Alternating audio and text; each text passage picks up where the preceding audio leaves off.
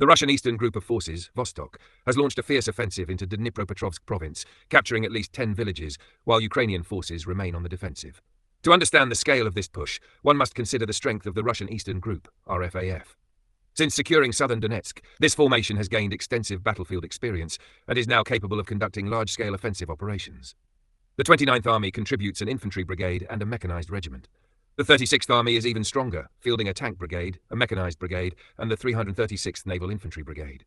Meanwhile, the 5th Army includes a mechanized infantry division alongside 2 additional mechanized brigades.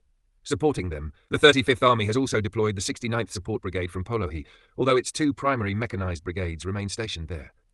In total, the Eastern Group's spearhead consists of 1 mechanized infantry division, 1 tank brigade, 1 naval infantry brigade, 1 support brigade, 4 mechanized brigades, and a mechanized regiment, roughly equivalent in combat effectiveness to 10 full brigades. Some may argue that 10 brigades is not an overwhelming force.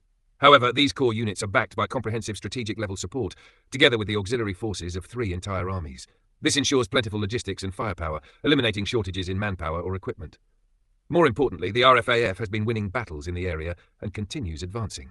Victories yield 2 major advantages. First, they preserve combat strength.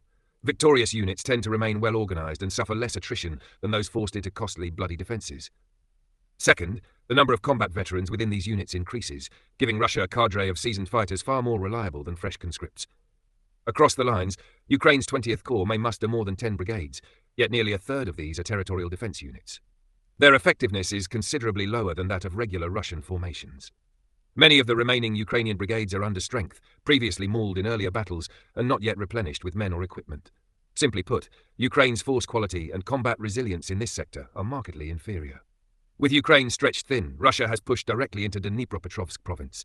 They avoided crossing the Vostok River near southern Donetsk, since even this modest waterway would require heavy manpower and pontoon bridging.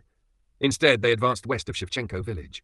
While Shevchenko itself holds little intrinsic value, its eastern outskirts conceal a far greater prize, a lithium belt with reserves estimated in the tens of millions of tons.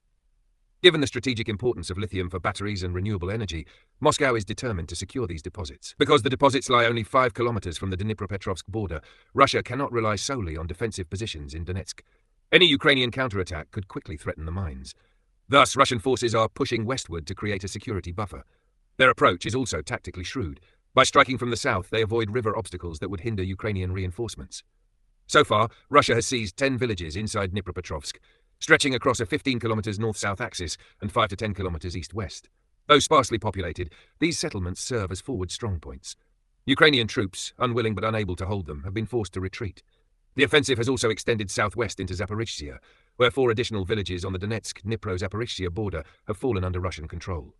In total, Vostok forces have secured 14 villages, linking the front lines of 3 provinces. This advance not only consolidates Russian territorial gains, but also ensures the protection of vital lithium resources. For Moscow, it represents a highly effective and strategic move.